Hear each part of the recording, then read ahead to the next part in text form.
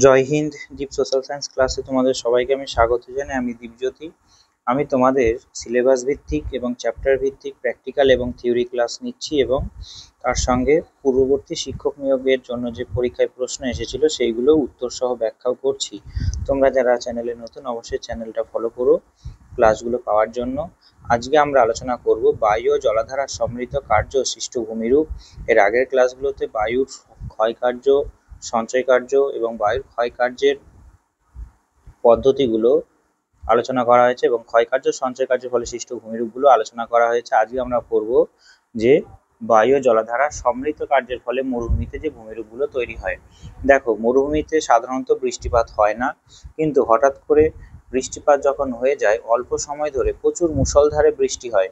এই মুষলধারে বৃষ্টি হওয়ার জন্যই ছোট ছোট কিছু রিল এবং নদী তৈরি হয়। সেই নদীগুলো মরুভূমির বালি পলি বহন করে যে ভূমিরূপ তৈরি করে সেইটাই আমরা এখানে জানব। অর্থাৎ মরুভূমিতে যখন প্রচুর পরিমাণে মুষলধারে অল্প সময়ে প্রচুর বৃষ্টি হয় তখন কি হয়, হঠাৎ বন্যা বা ফ্ল্যাশ ফ্লাড হয়। আর এই ফ্ল্যাশ ফ্লাডের জন্য কি হয়, যে মরুভূমিতে জল প্রবাহিত হয় আর জলের সঙ্গে যে বালি আছে সেইগুলো একসঙ্গে বয়ে চলে, তাই এটা একটা কর্দম প্রবাহ তৈরি করে। আর এইখানে যে ভূমিরূপগুলো তৈরি হয় সেইগুলো যদি আমরা বলি, প্রথম যে ভূমিরূপ, গুরুত্বপূর্ণ ভূমিরূপ, সেটা হলো পেডিমেন্ট, তারপর হলো বাজাদা, তারপর হলো প্লায়া হ্রদ, আর সমগ্র অঞ্চলটাকে বলা হয় বোলসন। ঠিক আছে, সমগ্র অঞ্চলে যেখান দিয়ে নদীগুলো প্রবাহিত হয় সেটাকে বলা হয় বোলসন। কি কি ভূমিরূপ বললাম? পেডিমেন্ট, বাজাদা, বোলসন, প্লায়া হ্রদ। আর নদী যখন শুকিয়ে যায়, নদীগুলো যখন শুকিয়ে যায়, জল প্রবাহিত আর হয় না, তখন নদীর যে খাত, যেখান দিয়ে জল প্রবাহিত হচ্ছিল সেই খাতটা তখনও পড়ে থাকে, সেগুলোকে বলা হয় কি ওয়াদি। তাই প্রথম ভূমিরূপ আমাদের কি হবে? প্রথম ভূমিরূপ আমাদের 1 নম্বর ভূমিরূপ হবে পেডিমেন্ট। পেডিমেন্টের আগে প্লায়া হ্রদটা বলে নি তাহলে ভালো হবে। প্লায়া হ্রদ। বোলসনটা বলি আগে। বোলসন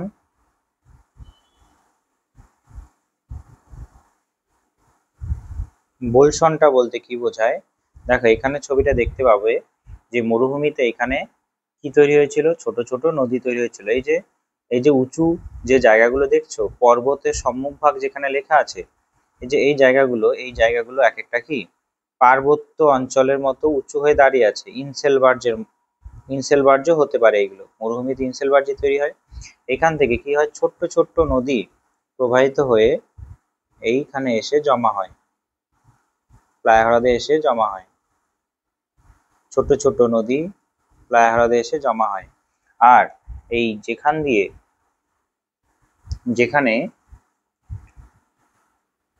এইখান থেকে এতখানি হলো বোলসন।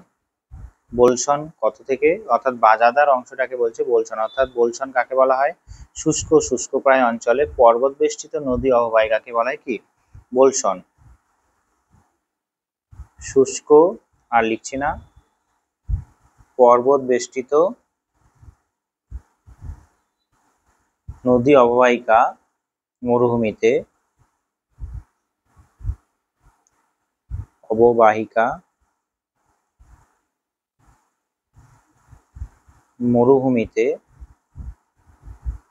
কি বলা হয়? বোলসন। ঠিক আছে, পর্বত বেষ্টিত নদী অববাহিকা মরুভূমিতে বোলসন বলা হয়। এখানে অনেক ছোট ছোট নদী কি হয়, এই বরাবর এইখানে প্লায়া হ্রদে এসে মেশে, এটাই হলো বোলসন। এইটুকু মনে রাখলেই হবে। আর প্লায়া হ্রদ কোন একটা জায়গায় যখন জল জমছে, মরুভূমিতে কোন একটা জায়গায় যখন জল জমছে সেটাকে বলা হয় কি প্লায়া হ্রদ। অর্থাৎ এইখানে নদীগুলো এসে এইখানে জল ভরাট করে দিল। ঠিক আছে, জল ভরাট করেছে এটা একটা কি লবণাক্ত জলের হ্রদ, এটাকে বলা হয় কি প্লায়া হ্রদ। ঠিক আছে, প্লায়া হ্রদ 2 নম্বর কি হবে? প্লায়া হ্রদ। ঠিক আছে, প্লায়া হ্রদ বলতে কি বোঝায়? মরুভূমিতে যে হ্রদ সৃষ্টি হয়, মরুভূমির পাহাড় ঘেরা অবনত অংশে যে জলাধারাগুলো, অর্থাৎ এইখানে যে জলাধারাগুলো মিশছে, মনে রাখবে এই জলাধারাগুলো কি ধরনের জলাধারা হিসাবে মিলছে? এই সবকটাই হয়েছে কেন্দ্রমুখী জলনির্গম প্রণালী। কেন্দ্রের দিকে আসছে, তাই না? কেন্দ্রের দিকে জল এসে জমা হচ্ছে, দিয়ে এখানে লবণাক্ত জলের হ্রদ তৈরি হয়েছে। ঠিক আছে, তাহলে কি বলবো? মরুভূমিতে জলাধারা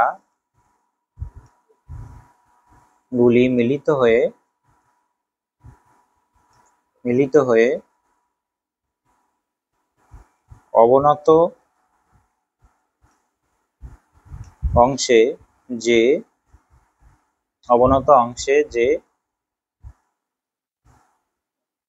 লবণাক্ত জলের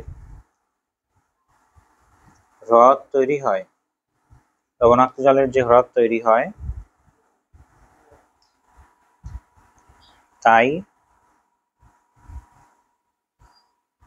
তাকেই প্লায়া বলছি।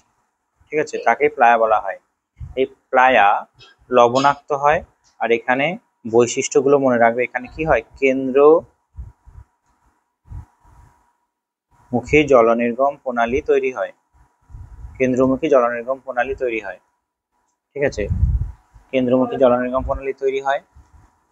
এখানে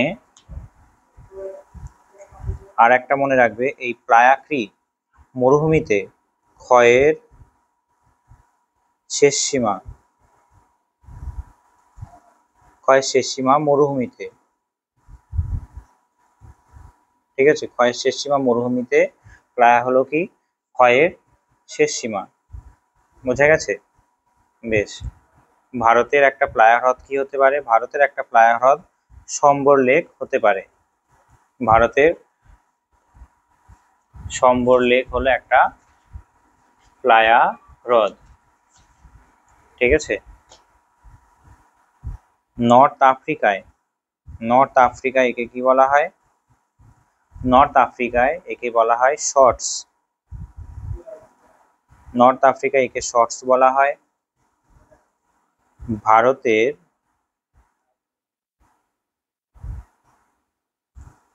ভারতের রাজস্থানে একে কি বলা হয়? রাজস্থানে একে কি বলা হয়? রান বলা হয়, মনে রাখবে, রান। ঠিক আছে, ভারতের রাজস্থানে প্লায়া হ্রদকে কি বলা হয়? রান বলা হয়। বোঝা গেছে? আর মার্কিন যুক্তরাষ্ট্রের সোনেরান মরুভূমিতে, ইউএস এর সোনেরান মরুভূমিতে একে কি বলা হয়? বোলসন বলা হয়। আরবে একে কি বলা হয়? আরবে একে বলা হয় খাবারি। তারপরে বলা হয় মামলাহা। খাবারি, মামলাহা, সবখা, এরকম নামে চেনা হয় একে। ঠিক আছে, তারপরে দক্ষিণ আফ্রিকা, সাউথ আফ্রিকা প্লাস অস্ট্রেলিয়াতে একে কি বলা হয়? প্যান। ঠিক আছে, অস্ট্রেলিয়াকে কি বলা হয়? প্যান। আর এক্সাম্পল হিসাবে মনে রাখবে যে যুক্তরাষ্ট্রের, ইউএস এর লা প্লায়া বিশ্বের বৃহত্তম। আর ভারতের সম্বর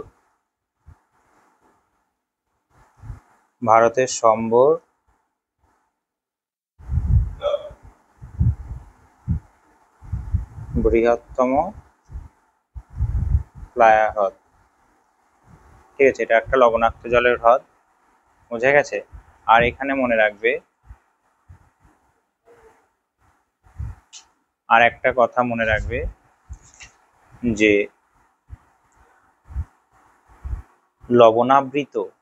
অতি লবণাবৃত প্লায়াকে কি বলা হয়? অতি লবণাবৃত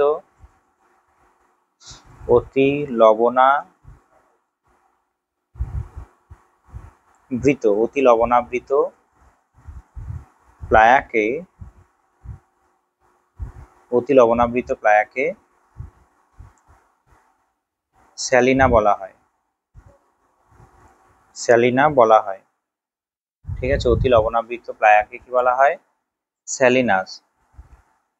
অতি লবণাবৃত প্লায়াকে স্যালিনাস বলা হয়। ভীষণ ইম্পর্টেন্ট, মনে রাখবে স্যালিনা কি। বেশ, তাহলে আরেকটা মনে রাখবে যে কোনো কারণে যখন প্রচুর বাষ্পীভবন হয়ে যায়, প্লায়া হ্রদে যখন কোনো কারণে প্রচুর বাষ্পীভবন হয়ে যায় তখন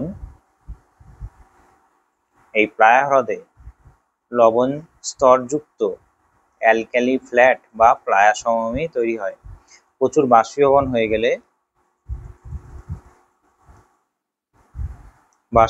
হলে কি হবে?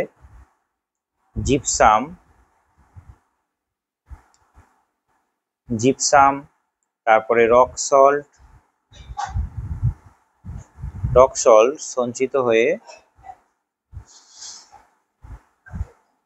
সঞ্চিত হয়ে কি হবে? সাদা রঙের লবণযুক্ত স্তর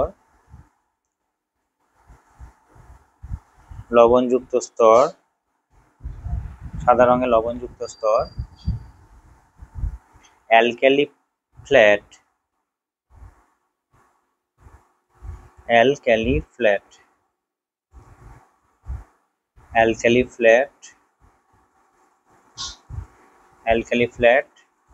বা প্লায়া সমভূমি গঠিত হয়। তাই পরীক্ষায় প্রশ্ন আসতে পারে যে মরু ক্ষয়চক্রের শেষ সীমা কি? ভীষণ ইম্পর্টেন্ট, মরু ক্ষয়চক্রের শেষ সীমা হলো প্লায়া হ্রদ। আর এখানে কি তৈরি হয়? কেন্দ্রমুখী জলনির্গম প্রণালী তৈরি হয়। এটা একটা লবণাক্ত জলের হ্রদ। প্লায়া হয়ে গেল আমাদের প্লায়া হ্রদ। এই যে এখানে যেটা আমরা দেখালাম যে জলনির্গম প্রণালী এখানে এসে জমা হচ্ছে আর একটা প্লায়া হ্রদ তৈরি করছে। ঠিক আছে, এরপরে আমরা পড়বো কি? যে পেডিমেন্ট। এরপরে হবে পেডিমেন্ট। 3 নম্বর কি?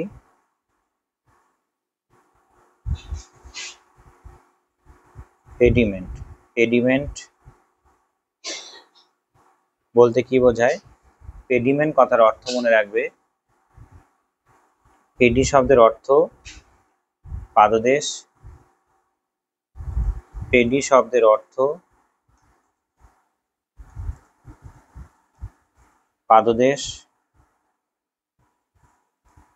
অর্থ পাদদেশ অ্যান্ড মন শব্দের অর্থ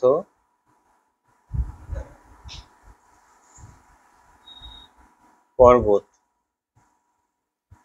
ঠিক আছে, জিকে গিলবার্ট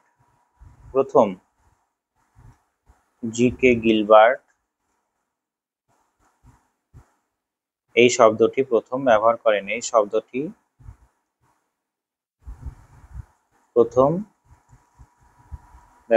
করেন। ঠিক আছে, জিকে গিলবার্ট প্রথম এই শব্দটি ব্যবহার করেন। এটা হলো পর্বতের পাদদেশ। বোঝা গেছে? অনেকজন অনেক রকম ভাবে এই ব্যাখ্যা দিয়েছে। ঠিক আছে, এইখানে একটা কথা বলে নি, একটা হলো পলল শঙ্কু,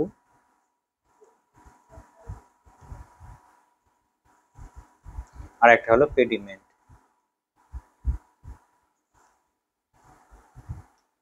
দুটোর মধ্যে পার্থক্য একটাই, মনে রাখবে যে পলল শঙ্কু নদীর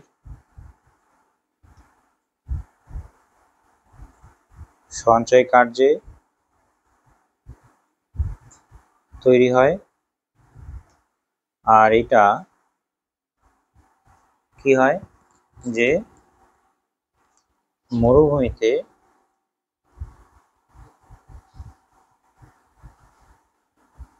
ক্ষণস্থায়ী নদী দ্বারা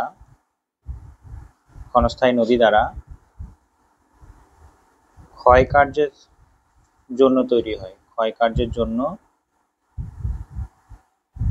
তৈরি হয়। অর্থাৎ পেডিমেন্ট হলো স্পেশালি ক্ষয়কার্যের ফলে তৈরি হচ্ছে। ঠিক আছে, কিভাবে তৈরি হয়? উৎপত্তি যদি বলি যে পর্বতের পাদদেশে, অর্থাৎ মরুভূমিতে যে ইনসেলবার্ট বা বিচ্ছিন্ন পর্বত থাকে,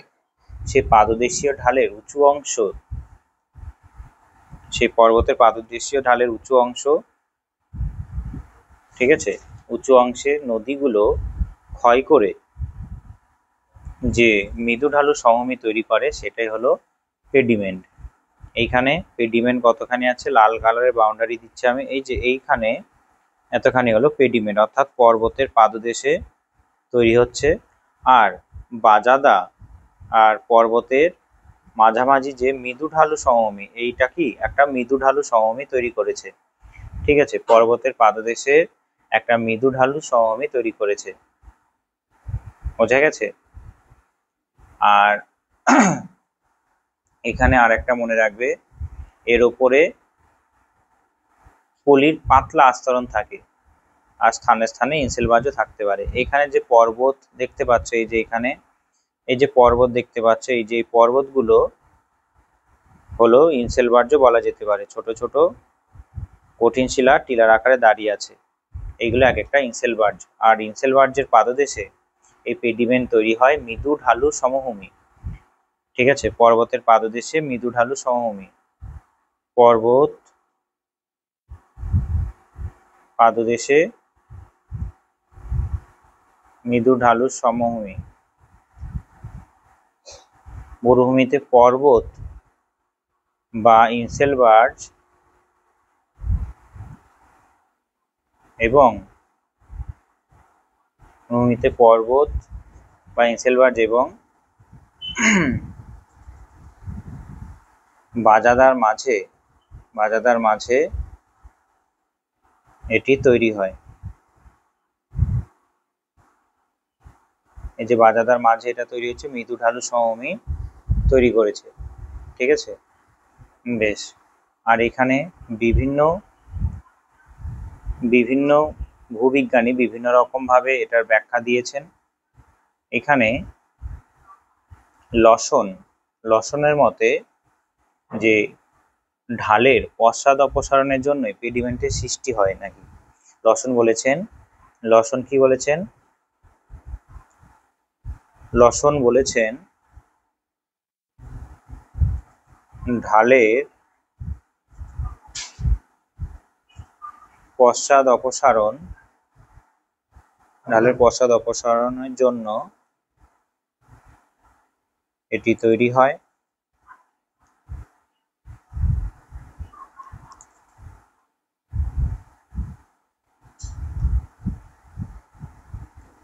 ঠিক আছে, তারপরে ম্যাকগির মতে পর্বতের পাদদেশে আকস্মিক চাদর প্রবাহজনিত ক্ষয়ের ফলে পেডিমেন্ট তৈরি হয়। ম্যাকগি কি বলেছেন, ম্যাকগি বলেছেন পর্বতের পাদদেশে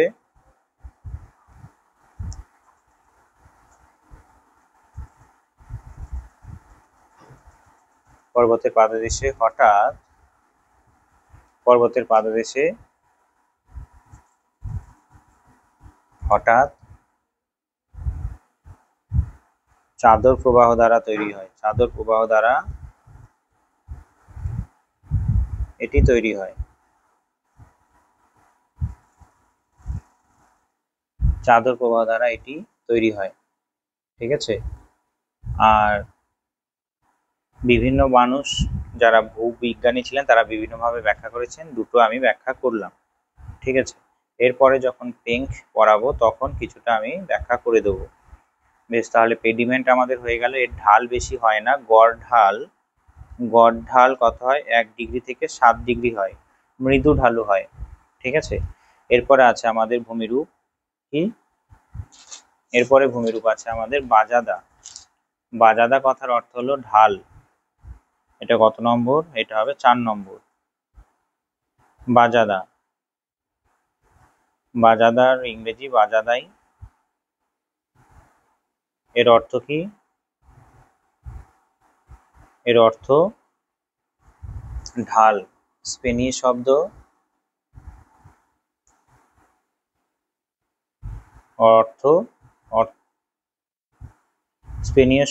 এর অর্থ কি, এর অর্থ ঢাল।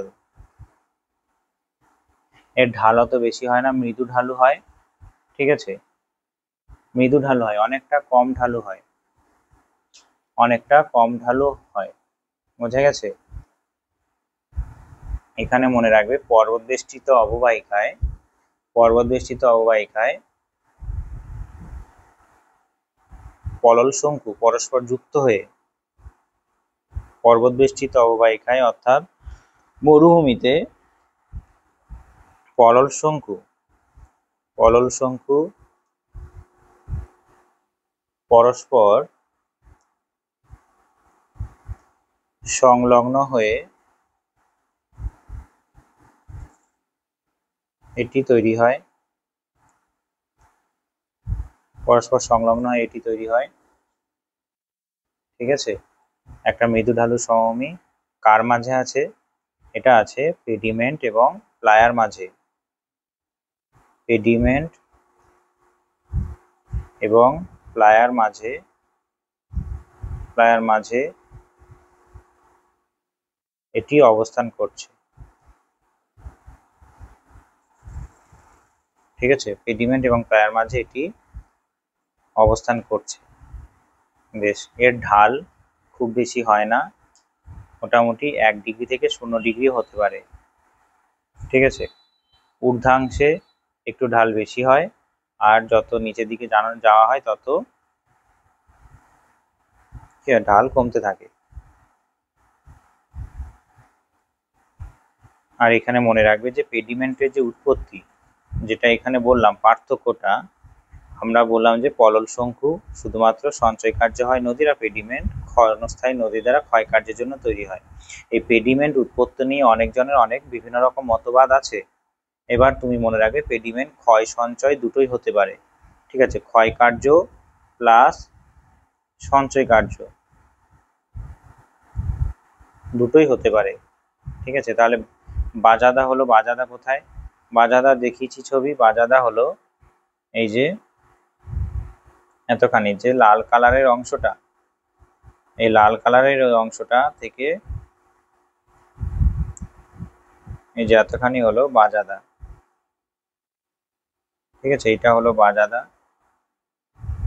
এই বাজাদা হলো মৃদু ঢালু সমভূমি পেডিমেন্ট আর প্লায়া হ্রদের মাঝে আছে। বেশ, এইটুকু মনে থাকলেই হবে। আর লাস্ট আমাদের ভূমিরূপ হলো কি? লাস্ট ভূমিরূপ আমাদের আছে যেটা শুষ্ক উপত্যকা বলা হয়। 5 নম্বর ভূমিরূপ, হ্যাঁ 5 নম্বর ভূমিরূপ হবে ওয়াদি।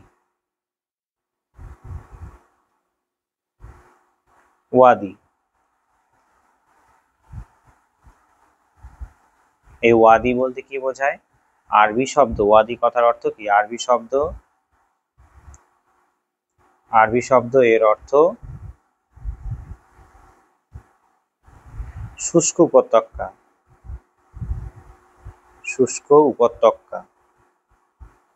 আরবি শব্দ ওয়াদি কথার অর্থ হলো শুষ্ক উপত্যকা। অর্থাৎ এখানে কি হয়, যে মরুভূমিতে শুষ্ক নদী খাতকে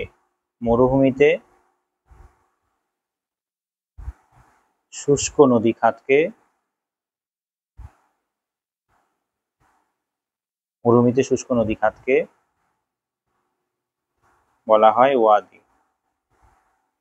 ঠিক আছে, মরুভূমিতে শুষ্ক নদী খাতকে বলা হয় ওয়াদি। কেন শুষ্ক খাত হলো? কারণ মরুভূমিতে তো তেমন বৃষ্টি হয় না। হঠাৎ বৃষ্টির ফলে অনেক ছোট ছোট নদী তৈরি হয়। সেই নদীগুলো জল বহন করে সামনের দিকে এগিয়ে যায়। পলি বালি ধুলো ধীরে ধীরে বাড়তে থাকে সেই নদীতে, এবং সেই নদী আর সামনের দিকে এগোতে না পেরে সেইখানেই নিশ্চিহ্ন হয়ে যায়, শুকিয়ে যায়। কিন্তু যে বরাবর বয়ে আসছিল সেখানে একটা খাত থেকেই যায়। ঠিক আছে, সেইখানে একটা খাত থেকেই যায়, চিহ্ন থেকে যায়। সেই খাত বা চিহ্নকেই বলা হচ্ছে কি? ওয়াদি। ঠিক আছে, এই ওয়াদি যে জলাধারাটা প্রবাহিত হচ্ছিল, ওয়াদিতে যে জলাধারা মরুভূমিতে প্রবাহিত হচ্ছিল সেটা শুকিয়ে গেলেই নদী খাত তৈরি করছে, শুষ্ক নদী খাত তৈরি করছে, একেই বলা হয় কি? ওয়াদি। ঠিক আছে, মরুভূমিতে শুষ্ক নদী খাতকে ওয়াদি বলা হয়। এইটুকু মনে থাকলেই হবে। বোঝা গেছে সম্পূর্ণ মরুভূমিতে এবং জলাধারার মিলিত কার্যের ফলে, সঞ্চয় কার্যের ফলে সৃষ্ট ভূমিরূপ। ঠিক আছে, বেশ। তবে এইখানে বিশেষ করে মনে রাখবে বোলসন কি মনে রাখবে। প্লায়া হ্রদে মনে রাখবে স্যালিনা বলতে কি বোঝায়? পরীক্ষায় দেওয়ার মতো সম্ভাবনা আছে। ঠিক আছে, অ্যালকালি ফ্ল্যাট কি? পেডিমেন্ট কথার অর্থ কি? পেডিমেন্ট শব্দটা প্রথম কে ব্যবহার করে? ঠিক আছে। পলল শঙ্কু পেডিমেন্ট কোন দৃষ্টিভঙ্গি দিয়ে আলাদা? ঠিক আছে। পেডিমেন্ট অনেক ধরনের তত্ত্ব আছে, বিশেষ করে মনে রাখবে ক্ষয় কার্যে তৈরি হয়। আর আরো যদি পড়ো তাহলে বুঝতে পারবে কিভাবে তৈরি হচ্ছে। পেডিমেন্ট কি করে উৎপত্তি হচ্ছে সেটা পড়বে। লসন কি বলেছে, ম্যাকগি কি বলেছে সেটা অতটা জরুরি নয় মনে রাখার। বাজাদা কি করে তৈরি হয়? পলল শঙ্কুগুলো পরস্পর সংলগ্ন হয়ে অর্থাৎ মিলিত হয়ে তৈরি হয়, পেডিমেন্ট ও প্লায়ার মাঝে থাকে। আর ওয়াদি কথার অর্থ কি? শুষ্ক নদী উপত্যকাকে বলা হয় কি ওয়াদি। ঠিক আছে, তবে আজকের জন্য এইটুকুই। ভালো থাকবে। জয় হিন্দ, জয় ভারত।